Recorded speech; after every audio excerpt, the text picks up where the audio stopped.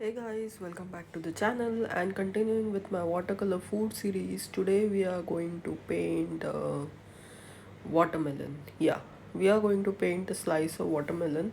And I'm starting with an outline with a colored pencil, as you guys know by now that I love doing my outlines with colored pencils instead of the graphite ones. Here I'm just doing the outline now. Let's get started with the coloring.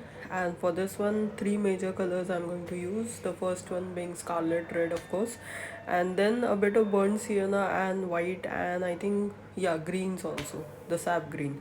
So here I'm using the wet on wet technique, and I've just put on a very light wash of red, and I'm just creating the shapes here as it is. And I'm also going to paint a very little amount of green at the bottom with the same wet on wet technique.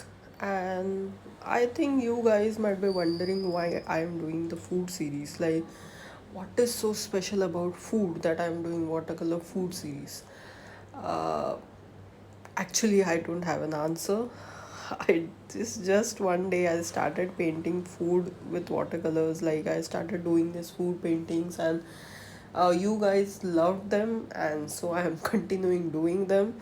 Here you can see me picking up color with a very dry brush. That is something to keep in mind when you're doing your next painting, that whenever you make a mistake and when you paint some areas darker than they are needed, pick up the color with a dry brush, so it will give you much control over the painting.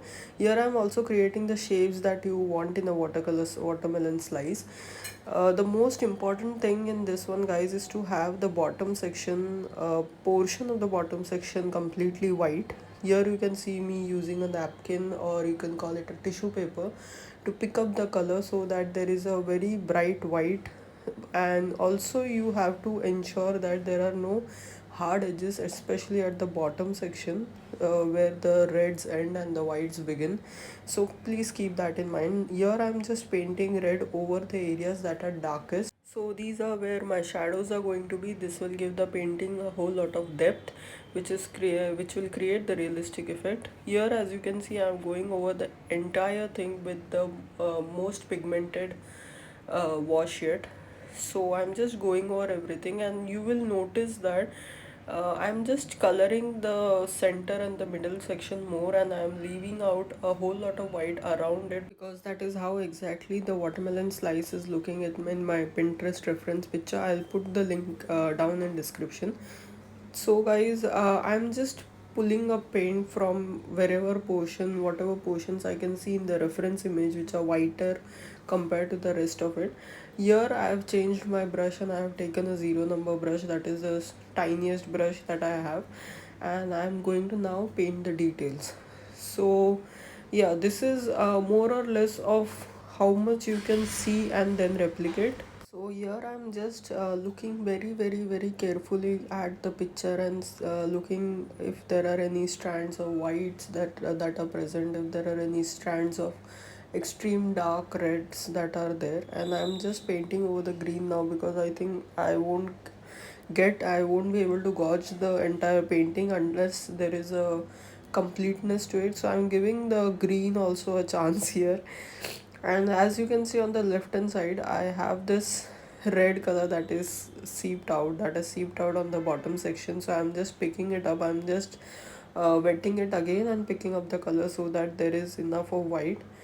I am mixing your burnt sienna with the Scarlet Red, and this I'm going to use for creating shadows. Now, if you remember, in the outline section I had placed three seeds, so these are the areas the seeds are going to be, and that needs to have a shadow.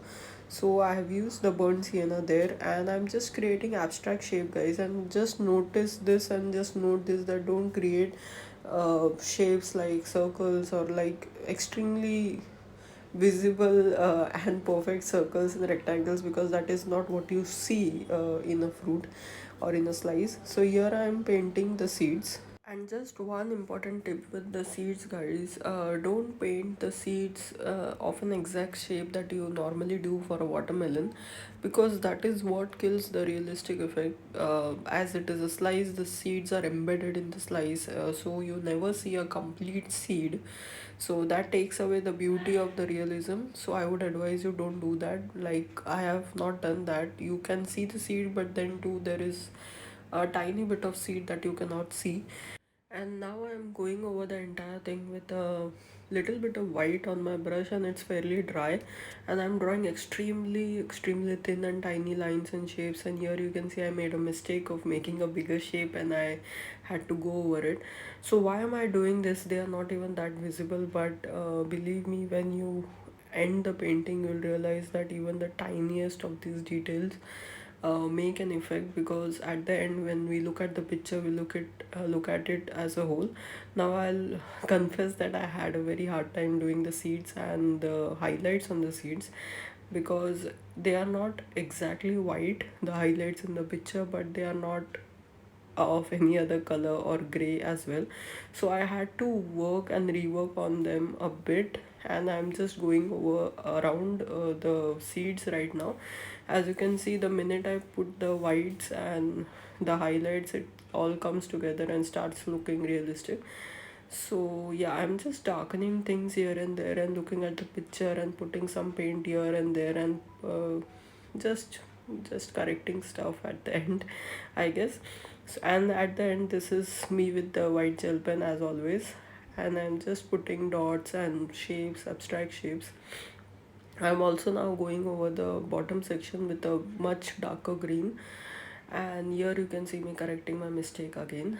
Now we are almost done with the painting, and I'm just going over something, some making some shadows here and there, and I'm just diluting the highlights and making new highlights that are not so evident, but then too they are there. And I guess we are almost done. Yeah, we are done with this painting. I hope you guys liked this painting, and I hope you try this one out, and also check out my other watercolor paintings in the food series. The links are in description. Thank you so much for watching.